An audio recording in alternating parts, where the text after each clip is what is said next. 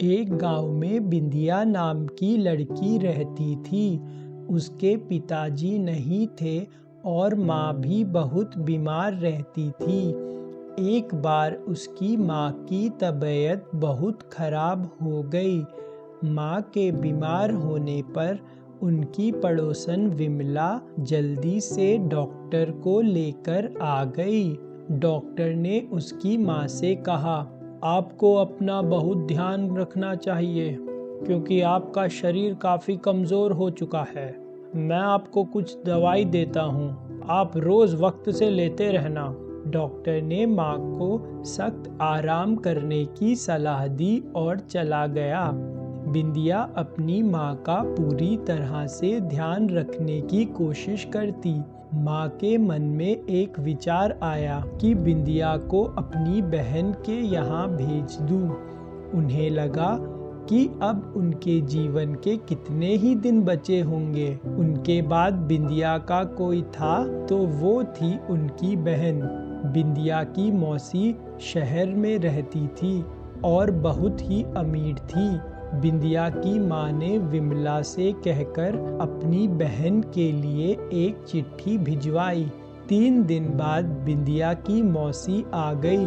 तब बिंदिया की माँ ने अपनी बहन से कहा, दीदी, बिंदिया के पिताजी के जाने के बाद मेरी हालत बिल्कुल सही नहीं रहती।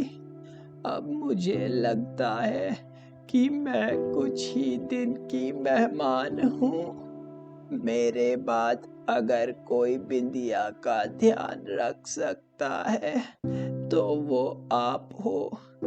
मैं चाहती हूँ कि आप कुछ दिन के लिए बिंदिया को अपने साथ शहर ले जाओ और शहर के तौर तरीके और रंग ढंग समझा दो, ताकि अगर कल मुझे कुछ हो गया तो बिंदिया आपके साथ रह सके और उसे कोई दिक्कत ना आए।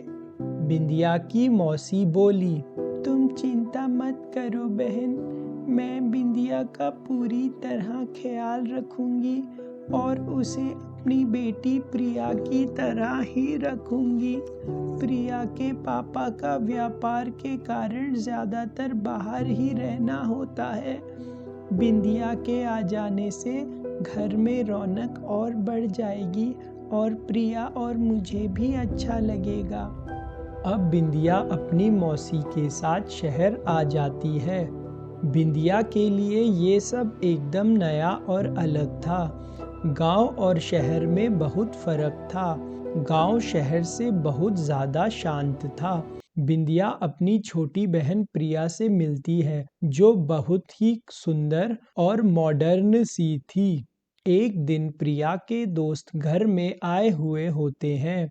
वो प्रिया के साथ खेलने लगते हैं, तभी बिंदिया वहां आ जाती है। बिंदिया के सादे कपड़े देखकर उसका एक दोस्त बोलता है, अरे प्रिया, ये कौन है? तुम्हारी काम वाली बाई की बेटी है क्या? नहीं, ये मेरी बड़ी बहन बिंदिया है। ये गांव से आई है, प्रिया ने जवाब दिया। तब उसकी दूसरी दोस्त बोली, अरे ये तो बिल्कुल बहन जी लगती है, तुम्हारे साथ कैसे रह सकती है? सब दोस्त बिंदिया पर हंसने लगते हैं। बिंदिया को बुरा लगता है और वो भागकर अपने कमरे में आ जाती है। प्रिया को भी दोस्तों की बातों से कुछ अच्छा नहीं लगता।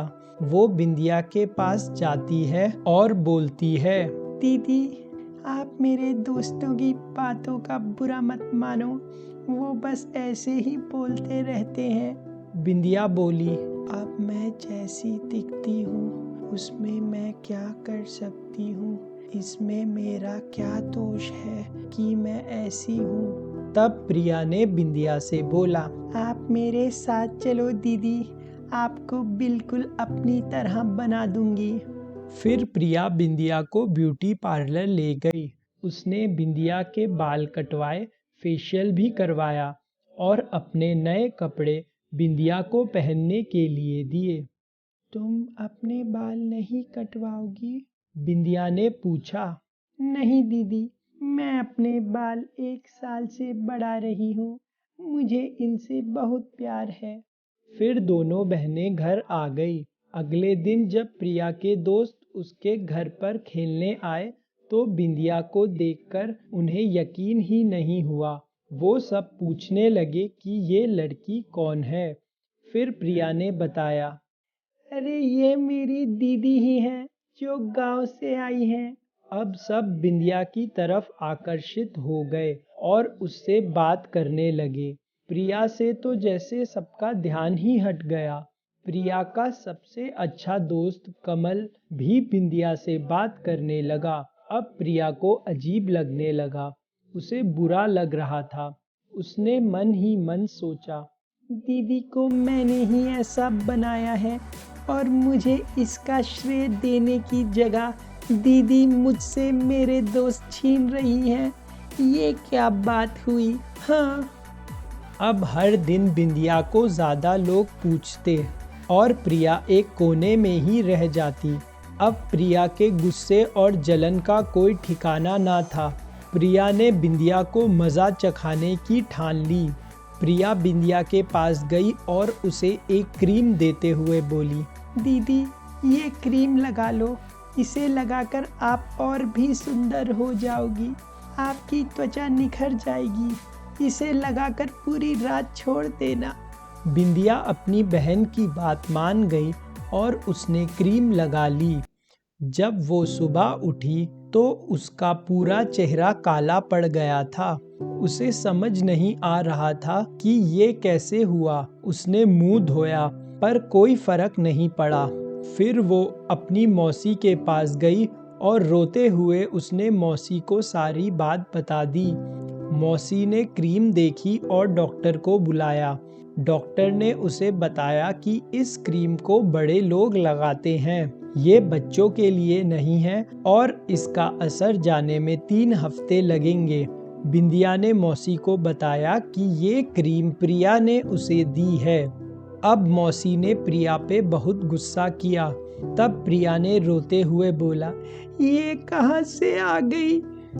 ये मेरी बहन नहीं है। ये मेरे सारे दोस्त मुझसे छीन रही है।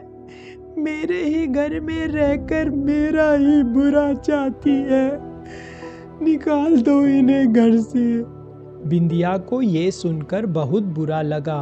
उसे बहुत चोट पहुंची। जिसे उसने अपने पूरे दिल से बहन माना, वही उसके साथ ऐसा करेगी, ये बिंदिया ने सपने में भी नहीं सोचा था। बिंदिया ने कुछ नहीं कहा और मन ही मन रोती रही।